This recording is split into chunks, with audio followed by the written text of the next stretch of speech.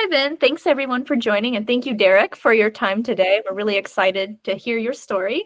Welcome. We have folks coming and joining us already. So let me get things started by kind of just kicking off, like, what is this? Why are we here today? So today's conversation is all about alignment. It's about finding the kind of work that doesn't just look right, but feels right in your gut. And Derek is going to help us understand how he moved across industries and roles, from finance to tech, from Meta or Facebook to now leading a commercial strategy at American Binary, a super cool company building at the edge of cybersecurity. What makes this moment in Derek's journey so compelling isn't about titles or the tech. It's actually about clarity. And I think that's something that unites all of us. It's the choice to build something that matters, to work in a space that reflects his values, and to lead from a place of purpose, not just performance. So if you've ever wondered what it feels like to truly be where you're meant to be, this is a conversation for you. So Derek, welcome. Let's start right there with where you are right now. Can you tell us a little bit about yourself? Yeah, well, thanks a lot, Hidemi. And it's kind of cool to have your life summarized a little bit like that. And I wish I was the paragon of clarity. I do my best, but certainly where I ended up feels pretty good. And I'm hoping that sharing that journey can be useful to some people thinking along the same lines. As far as me, I also have never really spent time summarizing, like, who am I? Before. So I had to write down a few things to help me out through this question. But, other than work, other than, being, I'm a husband, a father to be, actually. And of course, a stereotypical tech bro turned DJ. I like to think that I'm kind of a seeker, like a seeker of truth, a seeker of beauty and of service where I can be of service. And I think I'm a believer in that. I have faith that through right action, we can make the world a better place, a little better each time. And that stumbling forward is better than not moving at all. So yeah, that's kind of where I am at, beneath all the titles and the whatevers, right? That's how I think of myself now. That's amazing. I'm already inspired, so I'm super excited for the rest of this hour. So that's Derek in your own words. So now let's talk about how you've moved across industries. Like I said, you've gone from finance to tech, from Facebook to now building cybersecurity. Looking back, what moments or patterns helped you recognize what truly matters to you in your work, especially driven by how you just described yourself? Sure. I mean, so the very beginning, right, kind of starting in finance was really like, well, what could I do that would advance my own development, right? Entering the market as, a post, just finished my undergrad. It was sort of honestly just like clawing my way into the job market and figuring out, like, can I be helpful somewhere? It's pretty funny. I actually met my first boss in the smoking section of a nightclub. And what I was doing at the time, because I just graduated, I was asking literally everybody I met, do you need someone who's good at spreadsheets? And, after 6 months of doing that, I finally met someone who's like, actually, yeah, I do need that. And he became my first boss. And it was sort of just about, like, what drove me was always like, how can I use what skills I have to help somebody else? And, and start to develop from there. So I really wasn't, but at that time I wasn't picky.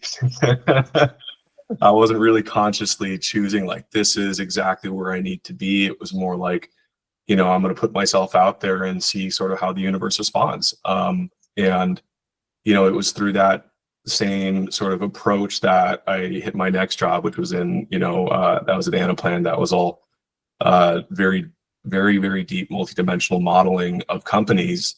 And then through that job, Facebook was actually my client. So I ended up at Facebook through Anaplan, and I was there on, like, basically a year-long project that was like, hey, can you model the entire business side of Facebook, which is, at the time, like 12 to 20,000 employees big, and figure out, like, how do you structure, like, planning that entire arm of the business, and do, like, what if modeling. So anyway, so that was all kind of through just like the same, like, I'm just going to keep stepping forward 1 foot at a time, or, kind of stumbling forward often, and seeing how far it takes me. And then, turned into a full-time Facebook position and evolved from there. So it was kind of less of I had a life plan of where I wanted to be, where I wanted to. I had a direction, and just tried my best at every step of the way. And that's where it got me at the time. Getting from Facebook to a startup to where I am now was definitely more of a conscious choice, although, to some degree it was made for me. There was a point, I was at Facebook for 6 years, and probably around like year 5 or so, I was like, I kind of want to do something a little bit different. And I tried to bring upon myself one of those turning point moments. I took a microdose of LSD and I went on a hike, and I said, I'm going to come back on this hike with an idea for a startup that the world needs. And so I go off in Marin, I'm hiking around and, do my thing. 6 hours later, I come home and I have nothing. I got ejected. I'm just like kind of sad. I'm like, okay, maybe this is where I'm meant to be. I'm just going to keep doing my job at Facebook. And, a little bit later, the second round of all the layoffs, I got laid off. And this was a big surprise. My performance reviews were always, exceeds or, better than that. Everyone was like, we didn't think you would go, and sure enough, I was asked to come back a couple times since then. But in that moment of being laid off, I kind of opened myself up even more to like, well, what's out there? And I think it was through that openness and willing to pursue the leads I had in front of me that's how I ended up where I am now. I reached out to the CEO of American Binary, and I was like, hey, you're a CEO. Do you know anyone who needs someone with my skill set? And I sent him my resume. And he says, hey, Derek, can you get on this call with me? And I said, sure. And I get on the call. It's him and his co-founder, the CTO. And he looks at the CTO and he says, Derek wants to join our company. I was like, I did not say that, but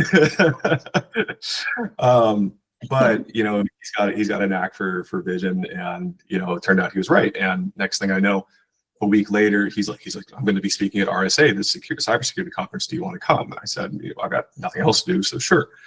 And I show up there, and he gives a talk. It's a very compelling talk, and we get to talking, and an hour later, we're on the roof of a hotel, and he's like, I want to hire you. I was like, okay, let's see where this goes. And so like, if there's a through line, I think it's being receptive. It's putting out the right energy. For me, at least, it wasn't being particularly picky at the time, and really just seeing where things were after getting in the door rather than like prejudging up front as much. And yeah, I've been there 2 years now, and 2 different times I've been asked to come back to Facebook, and I told no both times. One time I was like a VP, and she was like, tell me the second you're not happy. I was like, okay. She's like, are you happy over there? I'm like, happy. She's like, okay, tell me when you're not. That said, it's not always a happy journey to start up, as Hidemi. It's an emotional roller coaster.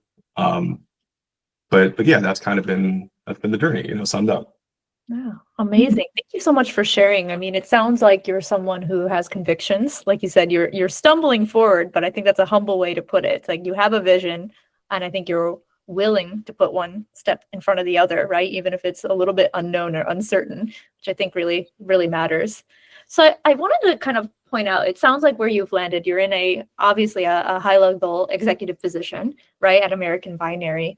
What do you think you've learned from your experience at Meta in terms of, being a leader in high-stakes environments? Is there something that you kind of took with you from being at Meta or Facebook and are bringing to American Binary as a leader?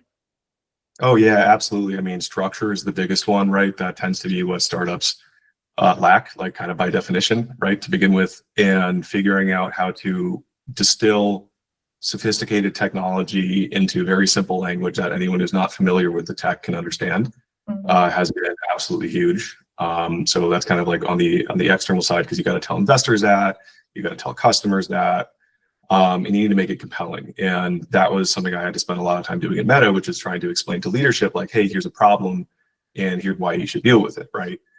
And leaders, especially at Facebook or Meta, have no time. And so you need to make it very fast, very punchy. And, that was a skill that took me a very long time to refine and actually become effective at. And so that's kind of thing one.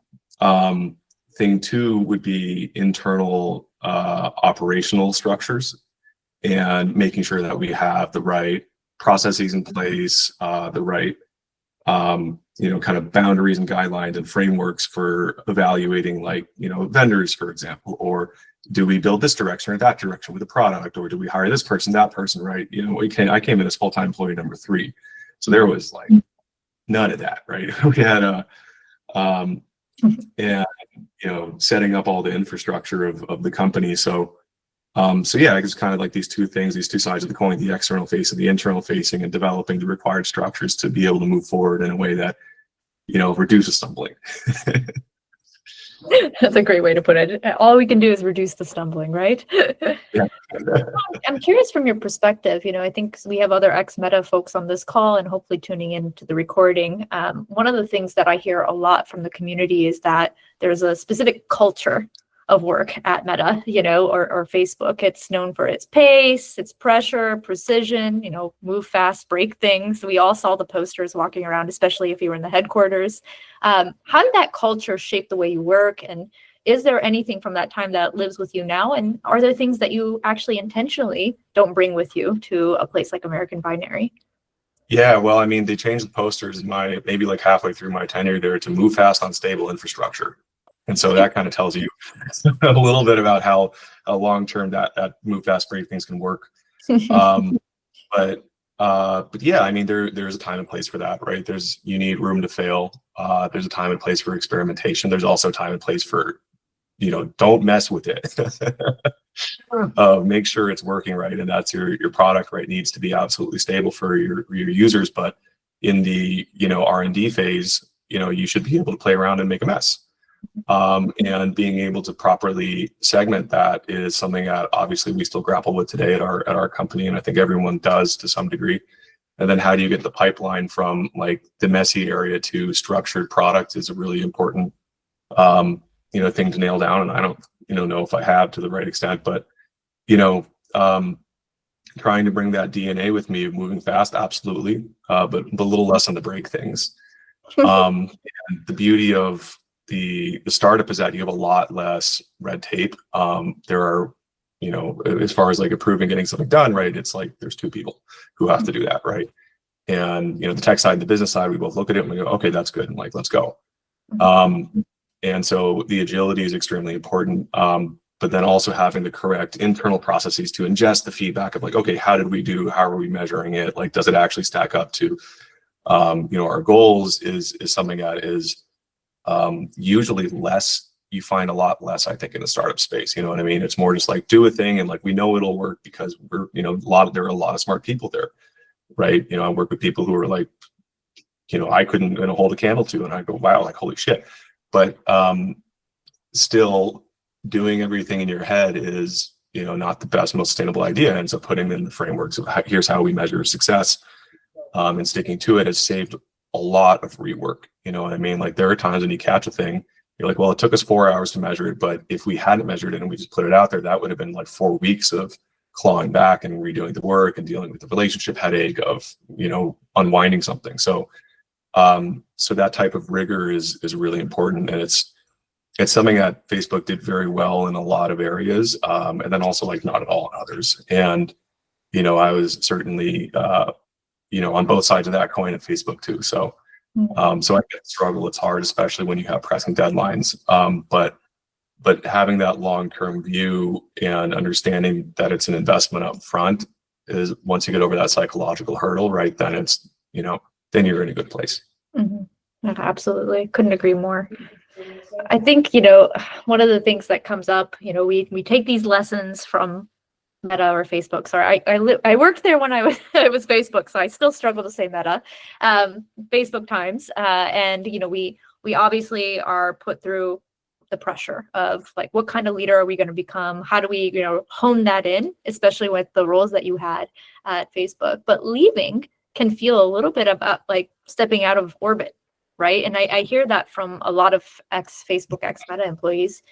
How did you experience that transition, both the exit and, you know, you talked a little bit about your entry into what came next, but were there kind of personal shifts that you found yourself navigating when you were in that in-between space?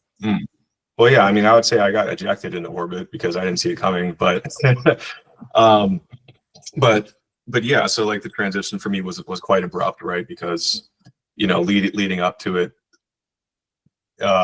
the expectation was set by basically everybody I work with, peers and management included, like, oh no, like you're going to be fine. But I don't know what happened, and it's fine. It is what it is. It was a confusing time for everybody, for management included. And they had basically goals for a number of people to cut, and decisions are made in ways that I don't have visibility into. So it is what it is. But personally, right, first and foremost, it felt very weird to have a weekday with nothing to do. And it was beautiful for a moment because I went on a walk and I explored a neighborhood that's like right next door, and I'd never even walked around there. And I was like, wow, it's really pretty here. And, I started kind of developing a little bit of a slower pace and more appreciation for the simple things around me. And I think that, that kind of deep appreciation is really, really, it's really nice, really beautiful.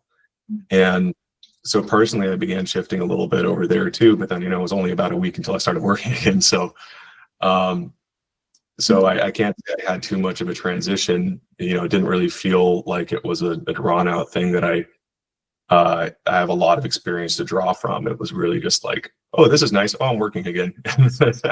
Yeah. But overall, right, I think what it did definitely do, despite even working, is help give me a lot of perspective on like what I was doing back at Facebook.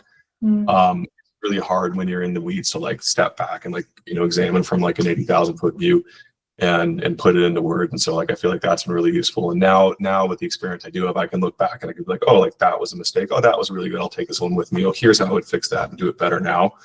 And like it'll just come to me out of nowhere. I'll just be like doing something else, and then the memory will pop up and like, oh yeah. And then, oh, is that useful? Oh, okay, maybe. And kind of deal with it then. But yeah, it's been a continually growing experience, and then doing something like this has also allowed that space for reflection, which has been really nice too. Amazing. Yeah, I think, everyone experiences the transition differently. Of course, everyone's story of leaving might be different, right? And so I really appreciate you sharing kind of the openness, and it sounds like you landed on your feet fast, which I hope is also inspiring for others, that, there are options and opportunities, right, to kind of pave a new path.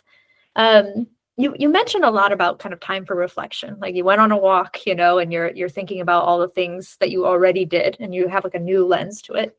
So I'm going to kind of zoom this into where you are today with that same frame of mind, which is, are there moments, especially now that you're in, a space where there's massive implications, cybersecurity, right? I mean, of course that was the case at Facebook, but now this is the thing that you're delivering, the main thing. So tell me about times where you have kind of like an out of body moment, like that aha moment where you're like, this is where I'm meant to be. Like, what does that kind of look like for you now that you're at the new place that you are? And, how does that reflect on your previous journey at Facebook?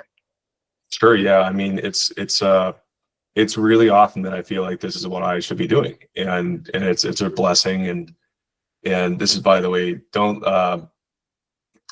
this is despite the extreme difficulty it required to get the company up and going. I think like, Jensen Huang, the CEO of NVIDIA, is like, you have to be insane to do this. I'm like, I agree now. Because, we've gone through periods of, hey, we have barely any, like, we're going to run out of money really, really soon. And like, we're just going to pay the developers and not ourselves. Right. And now we're well funded, and it's really, I'm really grateful for that. But, it certainly was a real roller coaster, like extreme highs, extreme lows, and constantly questioning and wondering, right? Like, is this risk worth it? Right. Is this worth the squeeze? And it's a conversation with my wife, and like, all the time. And really like scrambling and scraping everything that we have together in my network and all my connections to make this work. And every single time I have to do that is one of those like checks, like, hey, wait, should I be here? Should I be doing this? And for me, for this case, like the nature of the problem is so pernicious that like it feels like it is. And just for context for the viewers, right? So, everyone always worries about cybersecurity and breaches. They're always, often very impactful. Like United Healthcare lost 10% of their share price in 2 weeks, and Okta lost 19% of theirs in the same time. And what people don't realize is, that, well, or maybe they do, but we're in a rapidly changing environment that's getting more and more dangerous. With, AI is the most recent example of like, hyperbolic accelerated technology, right? Getting out there. There's another one coming too. That's going to send the risk of data breaches sky high, and that's quantum computing. And, a few people talk about this, here and there. You get a few like large influencers. I think Joe Rogan just had a little bit on that where he was like, holy shit. And it's like, yeah, it's a really, really big problem that's right around the corner. And, a lot of people are thinking about it, but it's not gotten as much steam as I thought it would have. But anyway, like the threat is that in a nutshell, quantum computing is going to take your existing cybersecurity and turn it into tissue paper. And it's not just us saying that, it's actually the NSA saying that. And they're saying that through new standards and new mandates. And they're mandating that anyone working with national security systems needs to upgrade to new cryptography that can withstand the attack from a quantum computer. And they mandate that as early as January of this year. And that's like, wait, but why now? Because quantum computers aren't viable yet. And it's a really good question. And the answer is that bad actors are harvesting your data now and they're storing it so they can break into later once they get the quantum computer. It's called harvest now, decrypt later. And this is happening on extremely large scales, right? Nation states are doing this. Hacker groups are doing this, right? It's a whole thing. And like we spent a lot of time with the DoD and the intelligence community, and they're like, oh yeah, this is everywhere, and that's why this mandate. And so if you don't have security for your financial information, for example, if they can get in, if an adversary can get into a bank's, pick anything, right? They will stop moving dollars, and if dollars stop moving, the economy stops. If the economy stops, suddenly lives start being lost. And this is the nature of the problem that got me into and staying at American Binary, despite, Meta kind of being like, hey, come back. And honestly, it's what keeps me up at night and what makes me go like, no, this is worth doing. And sort of like we were talking about before we started, it's something that, doesn't feel morally gray, right? This feels like very much so like this is something that's unambiguously good. Everybody needs this thing, right? And so that's what keeps me going and keeps me at it. And yeah, I don't know if that fully answered your question. I kind of got off of my own little side tangent there. Was there another piece of that? Well, no, I mean, I think it's great to see your passion for this space, which I think answers the question of like where your values lie. And I think, what I'm hearing from you is that this space is rewarding because you are in essence still doing some of the work that you did while you're at Facebook or Meta, right? Where you're trying to, prevent harm to some degree, right? And definitely to a quantum level now, no pun intended. But I think, with it also requires like, you have to have that kind of passion. You have to have that kind of certainty in what you're doing now, because you're taking a bit of a risk. You're you're 2 years into that journey. So it's kind of early stages, right? So the stakes are high. And I'd love to kind of have you reflect for the audience, because not everyone might be in the same scenario or setting, right? For work, about, when you're in that kind of moment where you're in alignment with your passion and what you want to do. Like you said, it's undeniably good and that you're in the right place. What feels most different about how you show up because of that? Is there anything that you can point to in terms of your leadership style or maybe even just how you are as a person in terms of the way you think, now that you've found kind of this purpose, value, alignment in your work? Yeah, I mean, absolutely. It's really often that I'll find myself, like the other night, it's 10 p.m., which is normally when I go to bed. I'm an early bird. And all of a sudden I just have this drive to, go make this and that update to the way that we pitch to customers, right? Because I thought, a new idea has come to me for how to do that more effectively. Next thing you know, it's like 3 hours later, right?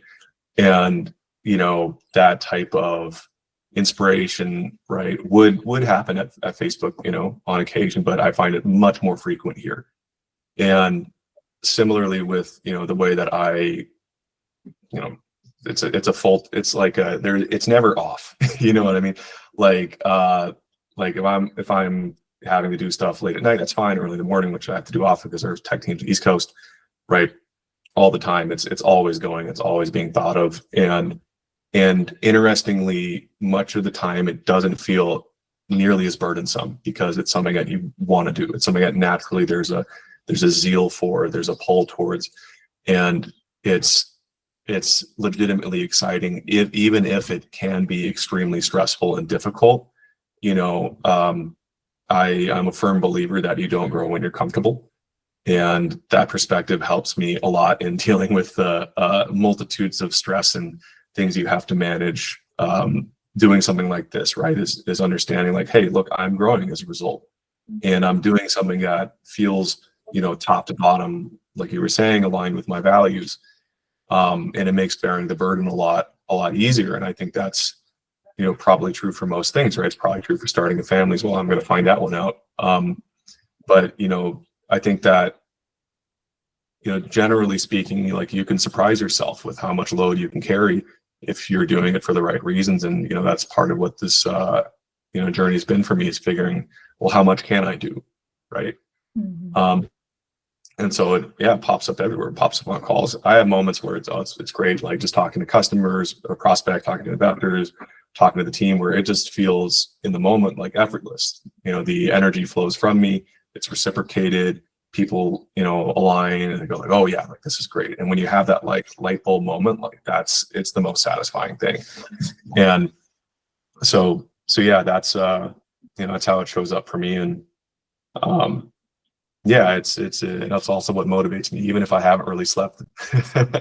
still those moments you're like, yes, it feels really good. That's amazing. I love that. I want to have a dose of that too. No, I'm just kidding. So, these interviews, they always focus on the positive, but I think it's sometimes intellectually interesting to hear kind of the other side of it, which is, okay, there are things that kind of are a through line in your story. You've taken good things away from, your previous experiences. You're now in alignment, but I'm kind of curious, are there things that you had to like unlearn or let go of in order to fully step into where you are today? Because that's not a lesson that you read about much, right? The kind of deprogramming that we have to do from, and I'm not talking about work or a certain culture or anything, but as you grow in your career, you have to kind of unlock new skills, right? And you have to make room for them. So I was curious if you could reflect with us a bit in terms of things that you've had to unlearn or let go of in order to fully step into the work that you're doing now. Yeah, no, hey, I love that. That's actually something I think about a lot. Like my favorite analogy, it's like, part of the reasons that wildfires exist naturally is to burn away the dead stuff to make room for the new. Mm-hmm. You have to burn away your own dead branches.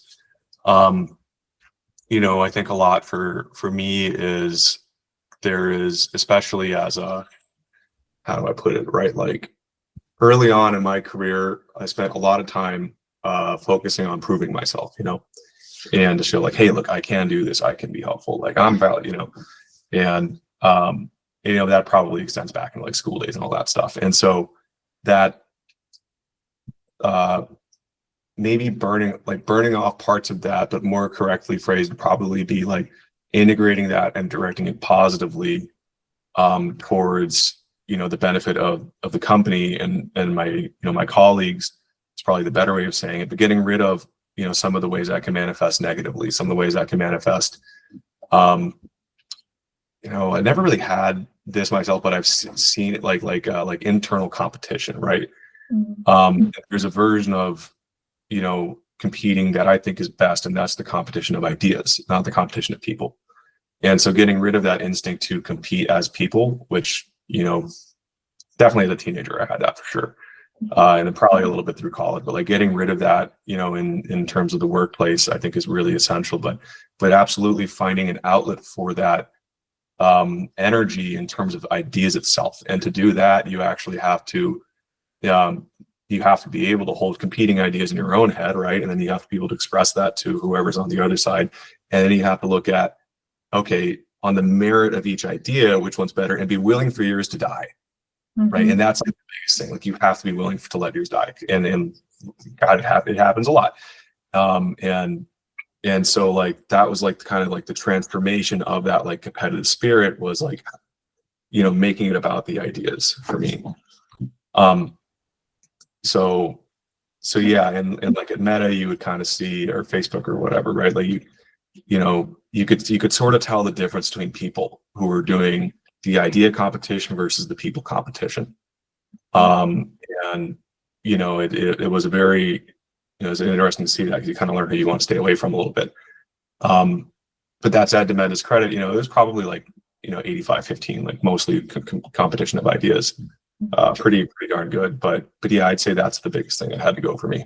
That makes sense. I mean, it's high stakes for you now. You really have to be less precious about those ideas, right? Because you need to do whatever serves the ultimate vision of your company. I really like that. And I think you pointed out something that is subtle, but I think is important to highlight, which is there's kind of a core belief there, right? Like you don't only have to prove your value if you inherently believe that you don't have value or you don't have good ideas. But if you kind of anchor into the concept, like, of course I do, as a human being on this planet, of course I have value, then it changes your attitude in terms of how you behave and you show up. And especially when you're in elevated leadership positions, especially in a startup where there's high competition still, right? It's really important to like channel that energy in the right place. And you're right, it means the difference of competition of ideas versus a competition amongst people. So I really loved how you hit on that note, because it's one of those skills that you learn only through doing and experiencing, right? And doing and experiencing through others as well, like you said. Oh yeah, you got to get beat up a little bit. Right, that's right. You have to step into the arena.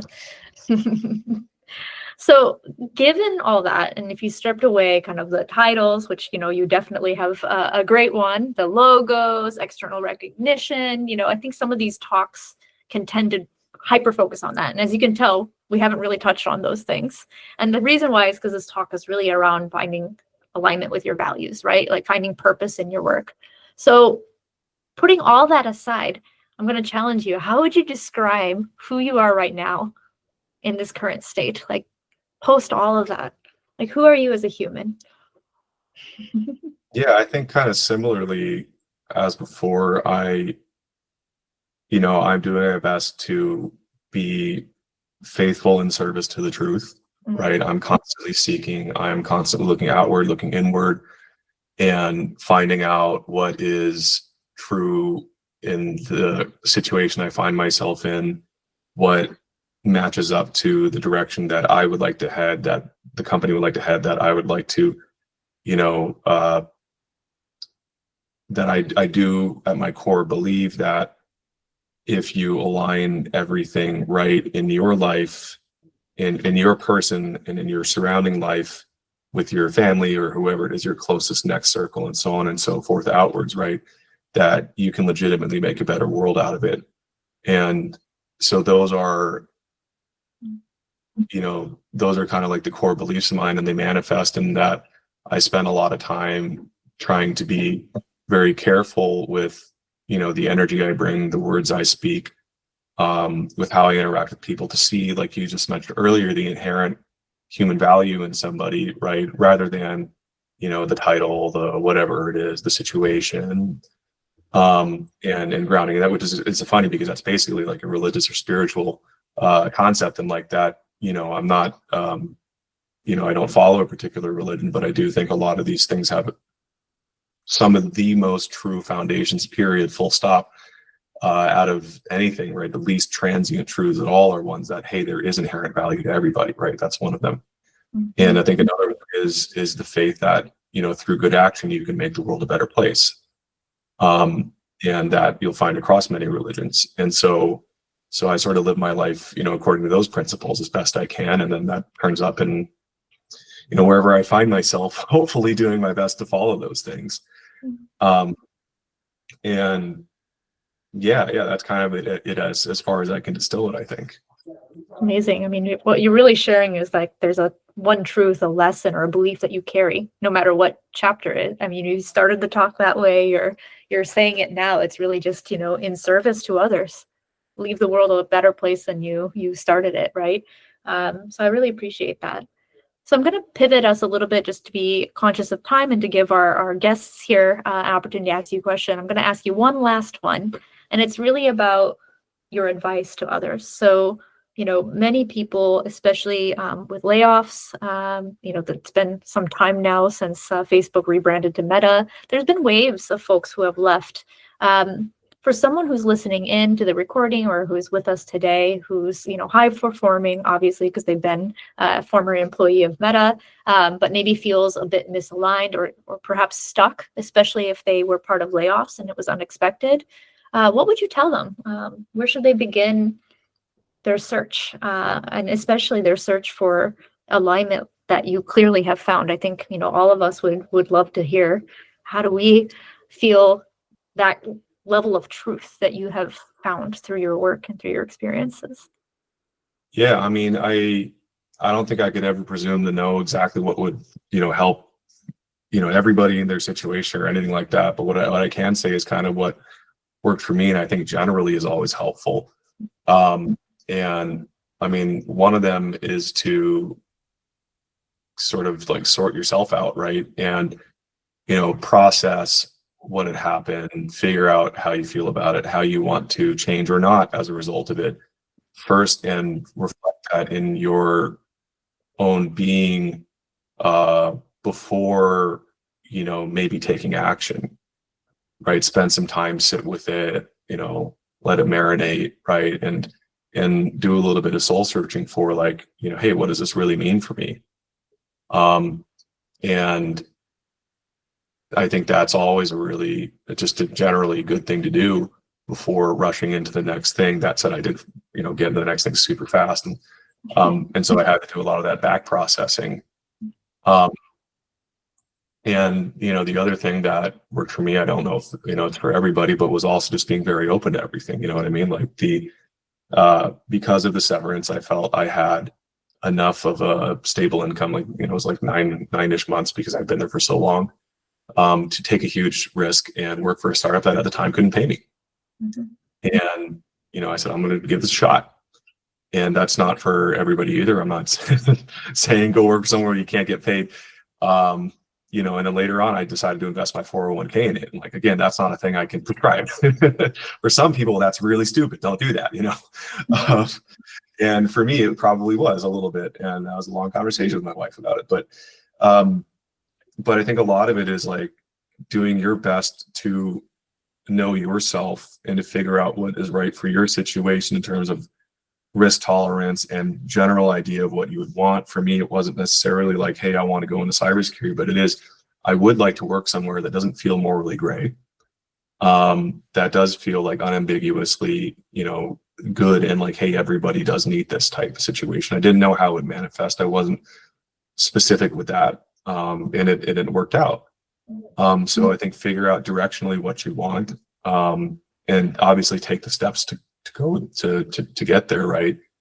And one other thing that I would recommend is, because I see a lot of this, I've been in, I'm in the ex-Facebook groups on Facebook, and there's a layoff specific group, and there's a lot of stories that people who tend to post there, usually it's kind of like this, oftentimes very sad stories, and oftentimes like really pretty bitter and resentful stories. And I think it's that bitterness and resentment that I would recommend processing before getting and putting yourself out there, professionally speaking, because you don't want that like leaking into your next thing. And like, it can become a self-perpetuating vicious cycle if, that comes out and say like an interview or something, and, you don't get the job as a result. And like, it can become very, very bad, very fast. And so yeah, I would say like, get yourself on stable enough footing emotionally, mentally, find a direction, and then take the baby steps to get there, right? And have faith that as you're walking forward, like at the right time, you'll find yourself somewhere very different. Wise words. I love it. I mean, from just being open to opportunity, and yeah, I mean, you took a risk, but I think just allowing yourself to be creative because you had faith that it was a space that you wanted to be in, and it aligned with what impact you want to leave the world. But I think this other narrative is important too, which is, own your narrative, right? Like, think about what that story is that you want to tell about the experience that you just had, especially if you're a part of the layoffs, and make sure that's the story you want to lead with. You know, you get one shot. So I really love that. And I think that can resonate to all of us, because, you know, the odds are we'll probably leave other places one more time at least, right? So I think, you know, always checking yourself and how you tell that story is really great advice. Thank you. So Derek, we're going to actually open it up. I'm sure people are tired of me asking all the questions. So I would love to see if anybody in our audience would like to ask a question. You are welcome to type it into the chat if you'd like and prefer, or you're more than welcome to unmute and ask as well. Don't be shy. There's a small crew tonight, so, or morning, sorry, I'm in Europe.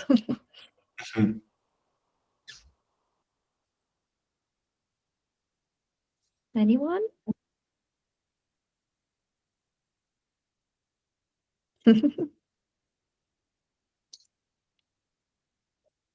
If no one has a question, I will ask. So I'll give you guys 10 more seconds. And maybe I'll put them all. What's that? I think I put them all to sleep. Oh, that's not true. I'm wide awake. I was excited. So Derek, maybe you can tell, we kind of, you know, because this is the exmeta community, I wanted to focus it to theme in terms of alignment with values, but I would love to hear a little bit about kind of what you're working on now. Like what excites you? Like, I know you can't talk specifics, I'm sure, but is there anything that's just top of mind for you, or like, yeah, this is super exciting, want to talk about it? Yeah, well, I mean, so the general problem statement I talked about for me is, again, it keeps me up every night, gets me out of bed every morning. That like there is a tectonic shift coming with quantum computing, and it's going to dramatically change the world as fast, or maybe even faster than you've seen AI, you know, make a lot of shifts in the world. And there are companies who have been developing these capabilities for a very, very long time. The science is very well understood. And it's been very well understood for the past 20 years that it will rip through our existing cybersecurity. Mm-hmm. And so there was a decade plus long challenge that the best scientists and best cryptographers did in the world to find out what would actually survive the attack from a quantum computer. And that's done. They figured it out. There are 4 algorithms that now have been standardized that NSA is mandating that you have to use. And you can use it on your regular your tablets, your laptops, your phones, doesn't matter. You don't need special stuff to use it. But everybody basically needs to get on board as soon as possible. There's a huge transition the entire world needs to undergo. And this company that I'm at now is figuring out how to actually do that and implement it. And that's its whole other challenges. Beyond the R&D phase, getting it to actually work in real world situations, for example, over mobile networks, is very difficult. And what I found as we were delving into the space is, it seems so far right now we're the only company that has a networking product. We have a VPN right now for enterprise that actually complies with what NSA wants. Everyone else gets most of the way there, but not all the way there. And it's because you've actually had to build something that takes 3 years to build. It's called a key exchange. It's a whole story. And that was baked into the NSA requirements without being explicitly mentioned. So everyone else still uses the old key exchange. And that thing was made 49 years ago. And it's dead in the water. It does not survive a quantum computing attack. The guy who invented it, he actually advises our companies. His name is Whitfield Diffie. And he was like, yeah, it's been 49 years. Someone needs to make a new one. And so there's now this race against time where we need to get everybody using this technology, whether it's ours, whether it's someone else's, doesn't matter, as long as it complies with the NSA standard, before all the data that we're sending now begins getting decrypted. Because what's being stored is, you know, your financial information, your healthcare information, your PII, your IP of your company. Mm-hmm. And that's going to be relevant by the time a quantum computer gets here, right? And call it 5 years or so, right? All that information will then be completely public knowledge. And the only way you can stop it is by using post-quantum cryptography, or the stuff, basically, you know, the product that we sell, or if others make it too. And so for me, that's the driving force, is like, we got to hurry the hell up and do this. And like, you know, you'll see the government's making polite professional versions of that statement all the time. We got a call the other day from the Nuclear Regulatory Commission, and they reached out to us via our website's contact form. And we were like, wait, why did you do that? Like, they filled out your email, your name here. And we're like, why'd you do that? And this is a senior engineer over there, and he's like, well, I Googled you. I'm like, well, why'd you Google us? And He's like, well, I got a top-down directive that we need to look for post-quantum solutions. And I think every other agency and department did too. And that same day, the office of the CIO of the DoD reached out. And so there's a huge momentum happening, a huge requirement happening within the federal government. Mhm.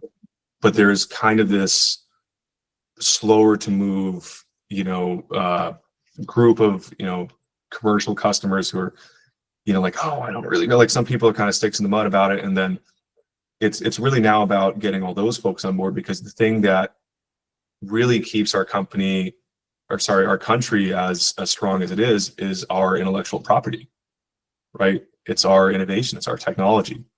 And so finding a way to keep that safe, it's terrifying, and it's also very, it's motivating. It's incredible. So that's kind of where I'm at with that. That's what keeps me going. It's amazing. Amazing. Well, I can't wait I'm going to follow you all. Definitely looking forward to seeing where you guys take off. It's